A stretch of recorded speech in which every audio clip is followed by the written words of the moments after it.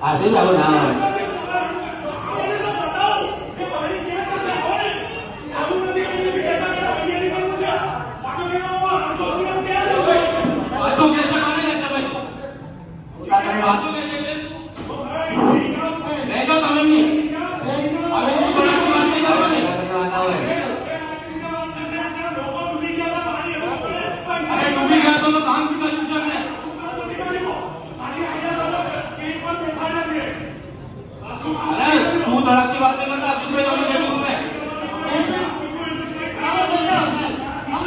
આજની સામાન્ય સભા ફરીથી તારીખ 26 માર્ચ 2025 બુધવારના રોજ મળવા પર સાંજના 5 કલાકે મળવા પર મુલતવી રાખું છું.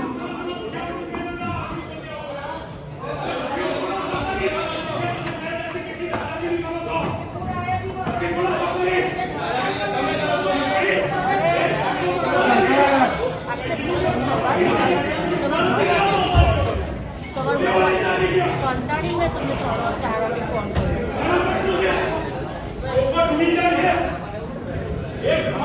अरे मैं महीने के 5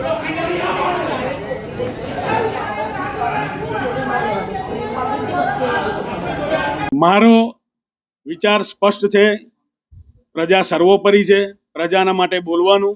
કદાચ સાથી કાઉન્સિલરોને પક્ષની અંદરથી કોઈ એવી સૂચના હોય કે ધારાસભ્યની કે પ્રભારીની કે જે પણ કોઈ સૂચના હોય એ કાર્યાલયને આપવી, પણ હું કાર્યાલય પર વારે ઘડીએ અવારનવાર પાછલા વર્ષોમાં બી આવી ચૂક્યો છું. જો કામ ના થાય તો આ જ પદ્ધતિથી કામ કરવું પડે એવું મારું સ્પષ્ટ માનવું છે. દ્વારા તારીખ પર પણ ઉતરી ગયા હતા, શું વિષય કર્યો હતો? એટલે માનનીય આશીષભાઈ જોશી જે છે એ કાઉન્સિલર શ્રી દ્વારા મહાનાળું જે છે ત્યાં પાણી ભરાયેલું છે એવી એમની રજૂઆત હતી. એટલે મેં એમને સમજ આપવાનો ટ્રાય કર્યો કે અમારું સ્ટેન્ડ શું છે. એટલે મેં એમને બહુ જે પણ ટેકનિકલ ડિટેલ્સ હતી એ આપી કે મહાનાળું અહીંથી અહીંયા જાય છે, અહીંથી અહીંયા જાય છે, આ રીતે રૂપારેલ છેલ્લે રૂપારેલમાં જાય છે, રૂપારેલને અમારે આ રીતે પહોળી કરવી છે અને ઓલ્ટરનેટ રૂટ બનાવવો છે એટલે ડબલ કેપેસિટીથી એ વહે. અને સાથોસાથ રૂપારેલમાં જે અત્યારે જે આઉટલેટ છે એને અમારે પહોળું કરવું છે, એનું ટેન્ડર આવી ગયું છે અને 2 મહિના ડિલે. એ એમની એમ કહેવાનું હતું 2 મહિના ડિલે કેમ થયું? ડિલે એટલા માટે થયું કે ટેન્ડર એક સાથે બધા આવ્યા અને આ ટેન્ડર પણ એનો પાર્ટ હતો. એટલે હવે 2 મહિનાની અંદર એ કામગીરી પૂર્ણ કરવાની છે જ એમને મેં કીધું છે, ખાતરી બી આપી છે. અને અગાઉ બી પ્રેઝન્ટેશનમાં આ મુદ્દો લેવાયેલો હતો.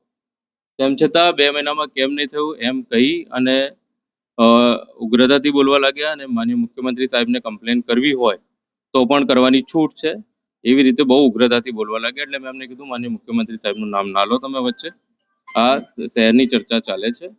અને તેમ છતાં બહુ વધારે ઉગ્રતાથી બોલવા લાગ્યા અને તું તારી પર ઉતરી આવ્યા હતા. એટલે મારે પણ એમને ઉગ્રતાથી બોલવું પડ્યું.